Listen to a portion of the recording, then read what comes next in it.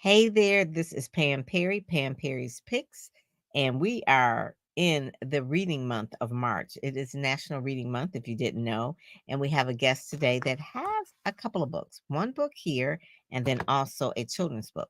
So her name is Sandra R. Kiser, and then right after this, we're going to bring her up. Hey yo, kick back, relax, let's dive in the page. Pam Perry Picks got the books for your brain. From fiction to non-fiction, all genres insane. We coming through showing love to the lit game. Greatest stories ever told, gotta find your pick. Imagination running wild, ain't nothing slick. Get lost in the pages, let your mind drift. Pam Perry Picks got your brain in the bookshelf vibe. Turning the pages with pride. Pam Perry Picks got the words by your side. Bookshelf vibe, turning pages with pride. Pam Perry Picks got the words by your side. From the classics to new, we got the books for you. Get your mind right, let the knowledge accrue. Bookshelf vibe, expanding horizons wide. Pam Perry Picks keeping readers satisfied. Books up high, knowledge we can't deny. Get your reading on, your book one fly. Click cover image. Hey there. So let me tell you a little bit about Sandra. She was recently featured in Author Insider, and she's one of the empowering voices that really transform Alzheimer's awareness. So she has a couple of books, but she really stands as a testament of transformation and hope. That is the main thing. She's an advocate that really has a deep personal connection to the illness that we'll talk about today, and really offers a hope to countless of families, adults, as well as children, obviously. Her unwavering commitment and compassion outreach has really carved the way for understanding and support and shining a light through the darkness of enveloping Alzheimer's and dementia as well. There are disparities, as you know, probably in the community between the African American community within dementia. Uh, that is one of the things that she really tries to bring a light. She has, she's an intimate battle with Alzheimer's began not as an advocate, but as a daughter and a sister, really providing care and witnessing the decline of her mother and her brother. This experience, coupled with her early exposure to the disease through her aunt's diagnosis, laid the groundwork for really the tireless advocacy. She says, really, we'll talk about it, that her aunt was really a spring training for the most personal battles that she can face for nearly a decade later. One of the things that happened was really just trying to bring comfort to others through this this a horrible disease, recognizing the power of shared experience. And really, she's a good storyteller and writer. She went to Wayne State University. Her background really is really the things that just really storytelling and really just trying to foster dialogue. So enough about hearing from me. Let's hear from Sandra. How are you, Sandra? I am doing well, Pam. How are you? Good, good, good. So one Good. of the things I just want people to know that this is the actual children's book, but you actually wrote another book too that I'll put the link down there where we were talking about that in Speakers Magazine, and then also the coloring book as well. So these two are like the companions together. But one of the first things that you did was you were also in the June issue. I want to make sure that I mentioned that as well, that you were in the June issue of Speakers Magazine. So I'm going to put that up there and I'll put the link down there for that as well. But we're streaming on Amazon Live right now. But it just talks about you being a Alzheimer's awareness advocate, and really the book that you wrote another book too, a poetry. I'm gonna let you say a little bit about the poetry book that was in 2003. One of your poems that was published by the National Library of Poetry. So tell us about that one as well. So the poetry book, I co-authored with one of my sisters, and both of us wrote some poems, and we also included some poems from one of my brothers who was deceased. And my mom passed those on to me because she thought if anybody would take it and do something with it, it would be you. So we incorporated actually poems from the three of us. And that was the first publication that I actually participated in. And Oh, it just good. shows stories of our childhood, the teachings that we had gotten. I always think that my brother was a much better poet than I was, but we all collaborated on those poems and just shared those with the world. We self-published it, so it was Mhm. exciting, and we got a chance to distribute it at a family reunion. So that was my Oh, first good. published publication. Now, was this the brother that, battled with the Alzheimer's or No, it dementia? was not. It was my Oh, older brother. Yeah, okay, older brother okay. who All passed right, some years all right. ago. Okay, so that's one of the things. So then after the poetry book, then you went through the caregiving mode, I guess you would say, of Right, really with your aunt, I guess it started with it, and then eventually with your brother and then your mom.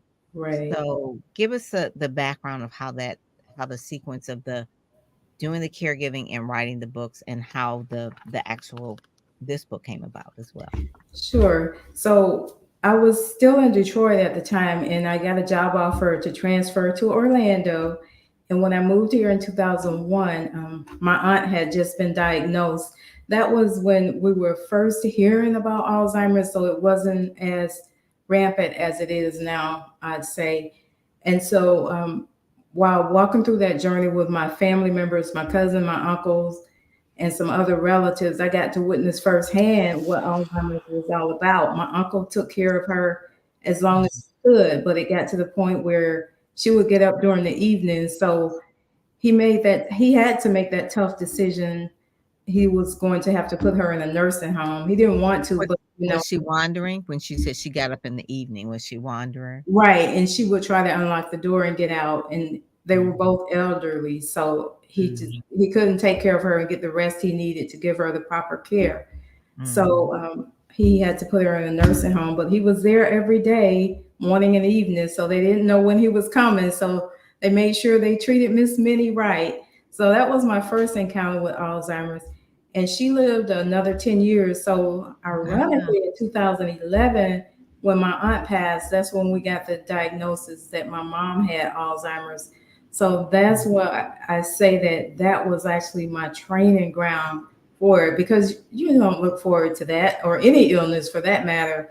So mm-mm. the fact that I got a chance to learn about the disease and walk through it with family, I believe it helped me tremendously when I had to face it with my mom and brother. So How did you know that, there is, I guess the overarching is dementia, and then under dementia are different types of disease? Alzheimer's and dementia are different. So explain a little bit just in the layman terms. I know you're not a doctor or anything, but right. difference between the 2 when people say, "Oh, you have Alzheimer's, you have dementia," and dementia sometimes can just be where it's a age thing or it's just Mhm. general, and then sometimes Alzheimer's is a disease, and then the disease is different for everyone. Some people don't wander, some people forget, remember. I mean, I've Right. seen so many people with different ways that sometimes they'll remember songs, but they Hmm. won't remember people.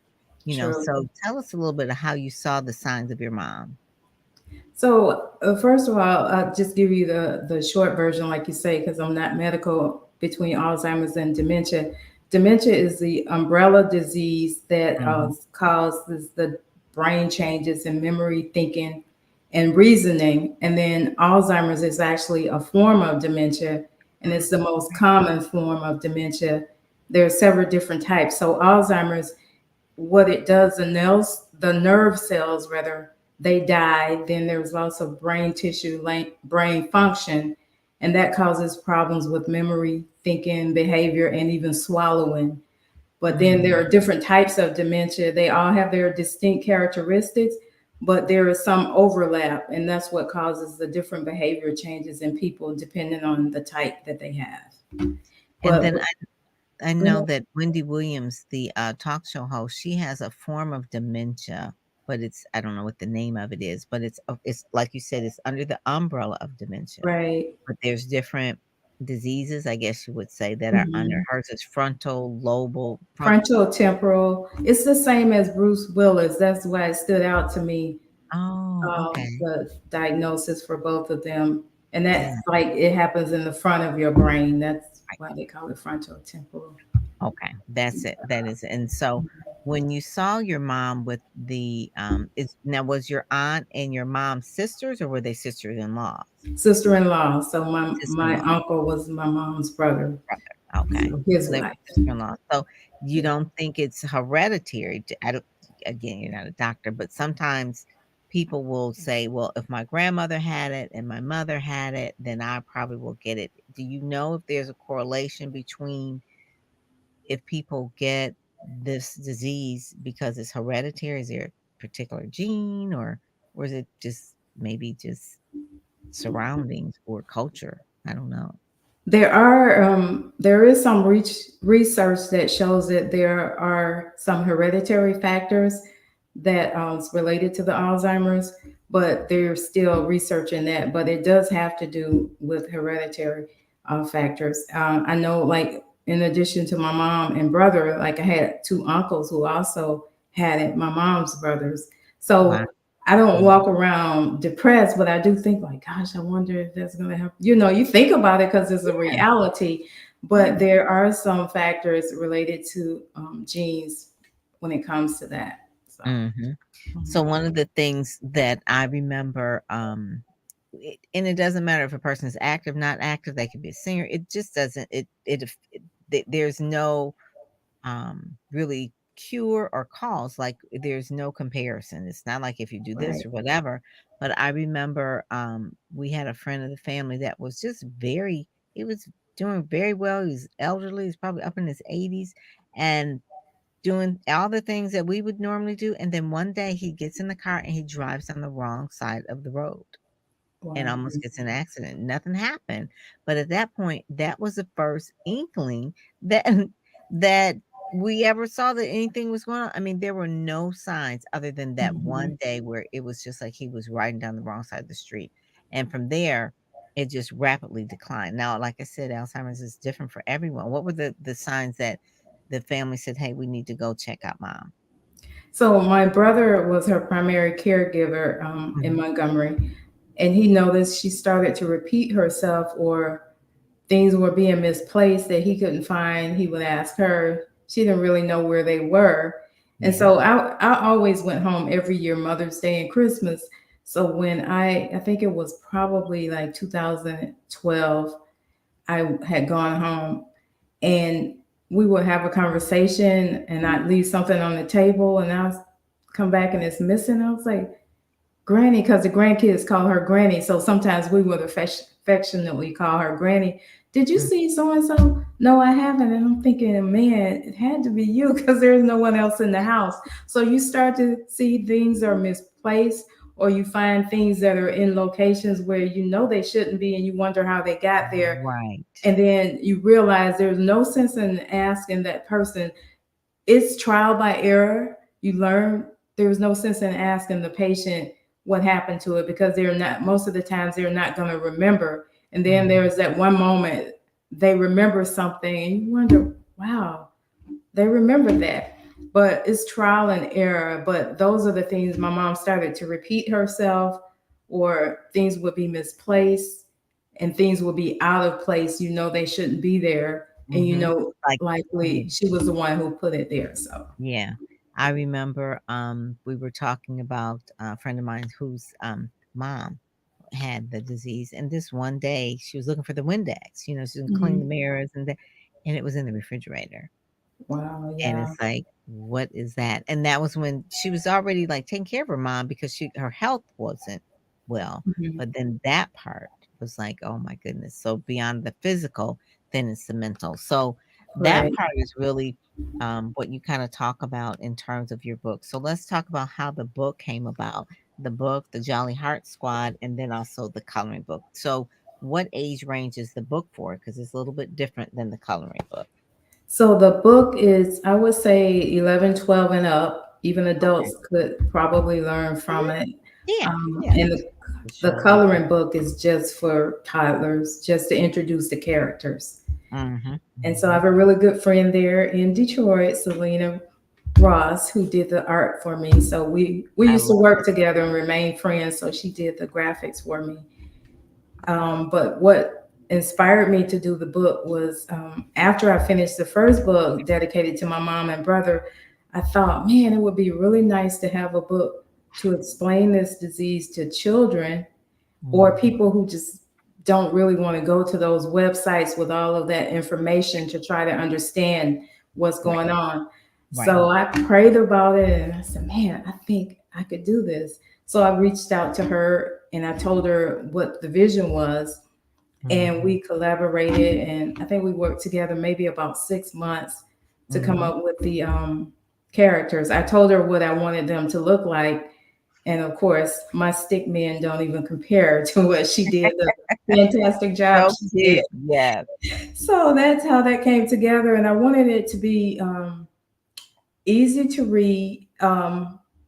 inviting and not frightening, because I know a lot of times with Alzheimer's, people don't really want to talk about it because it's one of those diseases. Oh, it just messes with your head. Let's not talk about it. But it's not going to go away. So we need to talk about it so that we can be educated about it. So when we find ourselves in those situations, we know what to look for and to Mhm. how to prepare for it. So that's the reason I did the kids book. So I wanted to make sure that it was an easy read but fun. And in the first book, there's a story that I tell about me and one of my brothers when we were children, how we were outside playing and we killed a frog.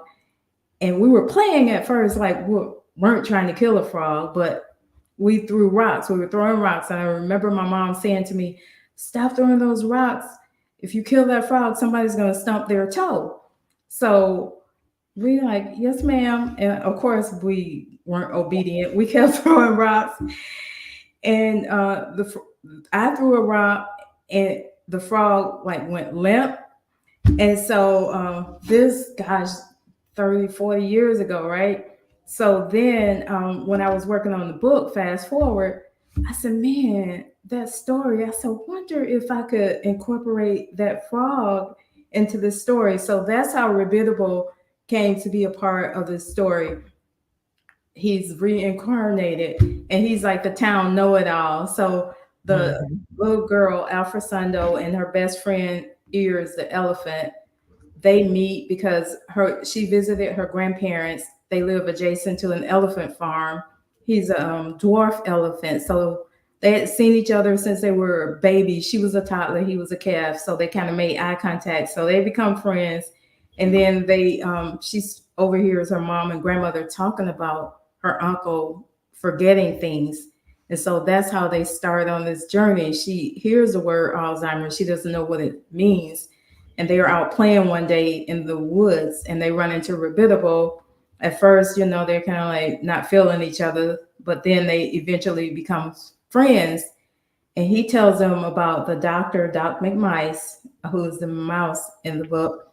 Mhm. And Mhm. he tells them he knows someone who could probably teach them about Alzheimer's. So they set on this journey to visit Doc McMice to learn more about the disease. And that's kind of the storyline without giving away too much, but that's the I premise of like the that. story. That is the thing in the character of people know that the metaphor that an elephant never forgets, right? So Right. that was one of the main things as well. Again, she has on purple. Obviously, that's for Alzheimer's awareness. You have on purple as well, so you kind of can see the little small symbolism of things in there as well. Right. And so this is really for people like a little bit older, but it tells you in a story what it is, and it has motivational quotes in here as well. We are more than what others may see in us, so it has that kind of motivational quote. So the coloring book, because the drawings are just so cute, they are just so cute. I just really really love it. That is really like, it'll say like, Doc Mice inspired me, I want to study medicine when I grow up. So it has, again, Mhm. motivational things in there as well. Are the things that are in the book, the motivational things at the bottom, does it tell the story as well, or is it just more or less like it's some, like a kid can tear out a page and say, this is my thing, he, that, or is it a continuation? Is it a standalone like coloring book away from this, because this could be cute all by itself without even, or is Yeah. it they're It together? could be a standalone. Basically, the little quotes at the bottom just kind of introduces the characters to kind of tell them who those characters are and what that story is about. So it could definitely be a standalone. Hmm. And that's one of the things too. People can get it right here on Amazon. Uh, that they can click the button and get it, as well as the other book as well. that you want to talk a little bit about that one. That one they can click and get. That's for adults. It's like the nonfiction book that you have. Right, the Mysterious Wonderment. Yes. So that was my first book, dedicated to my mom and brother. I actually wrote that during the pandemic when everybody was home. So, a lady that I attended church with, here in Orlando, she had a writing challenge, and I thought, oh, maybe I'll give it a try. And so I participated in that, but I was a little reluctant on the first book because it was still like my mom passed in 2017, so it was still new. And I'm like, I don't really want to revisit that place. But you know how God works, you don't get to have the final say. So I worked on it, and I finished it, ended up moving back to Orlando because I relocated to Montgomery to help with my mom and my Right. brother. And so when I came back to Orlando, I ended up finishing that book in November 2020. But that just kind of walks you through the journey of what I experienced with them in terms of Alzheimer's, and then share some tips on how you can cope and how important it is to have a village or support team to help you through that. Mm-hmm. And being flexible when people want to reach out to help. Because I know a lot of times we want things the way we want them, but when people are able to offer you help when you're walking through that journey, it's Mm-hmm. important to accept the help, whether they can offer 30 minutes or an hour. Mm-hmm. Take it because you need it. Mm-hmm. And this was the article that just ran in the Author Insider. I'm just kind of pulling it up a little bit so they can kind of see here, really giving more of a backstory about the whole thing. In here as well, you can also go to your Facebook page as well, which is your name, and then you have a call to action down here at the bottom. Really one of the things that your call to action is that we're all Alzheimer's met with open hearts and minds and support, and really just eventually overcome this as well. So that was really really a good uh, thing to really to put out, to to have it be one of those things where it's you're an advocate for them, but you're also giving people a call to action. Because one of the things that people always says, well, we'll just raise money, but it's like, oh, we need to really understand as well as just raise money, like not just only Right. just raise money, but we need to understand as well the True. the thing. So yeah, so I have that in the authorinsider.com, and you'll see her story in there as well.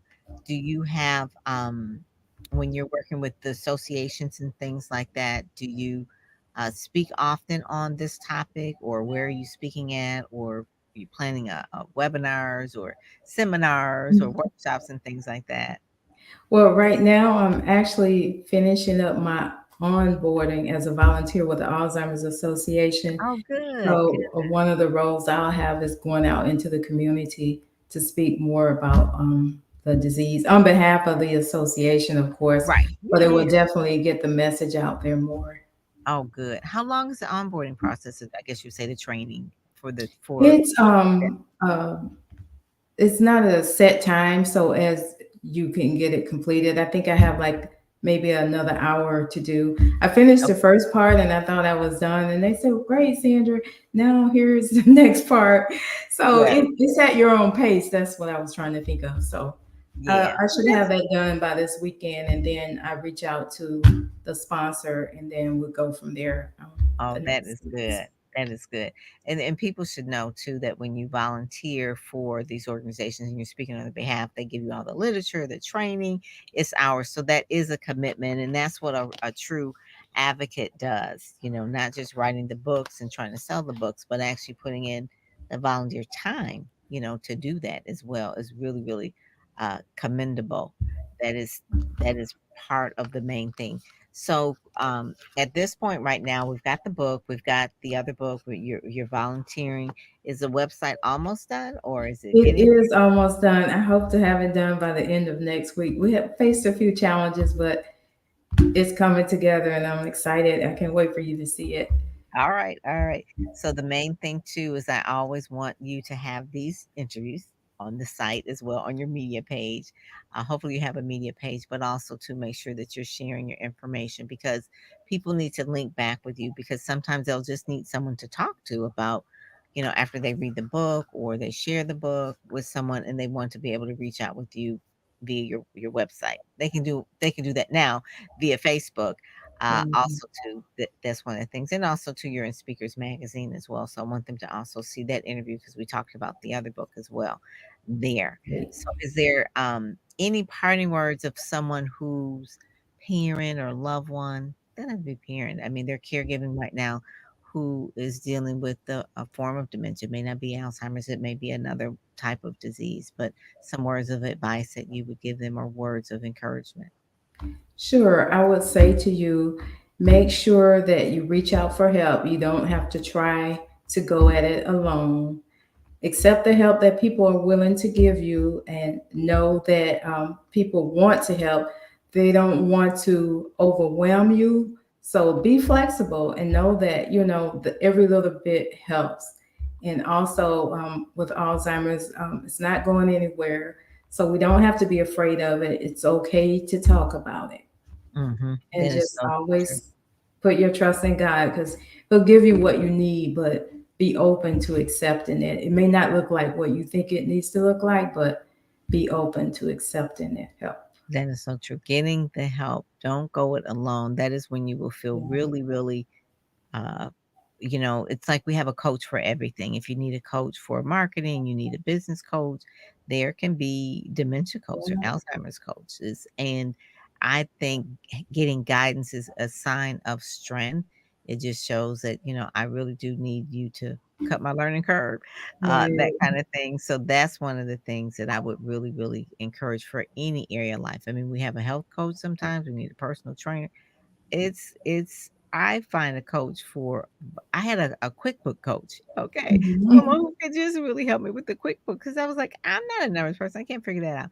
So, that is one of the things too, just making sure that you do ask for help. Read the books, click the link and buy the book as well. Both of these makes really, really, good gifts as well, but make sure you get the books, but then also to make sure you reach out to Sandra as well because she's there to help you as well. So, Sandra, thank you so much for joining us on Pam Perry's Picks today. Thank you, Pam, for having me I again.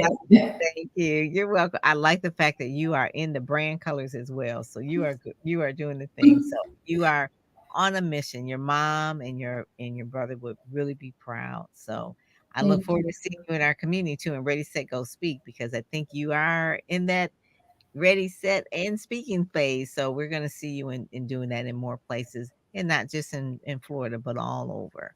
So thank you so much for joining us today. Thank you. Take care. Bye bye. You too. Bye bye.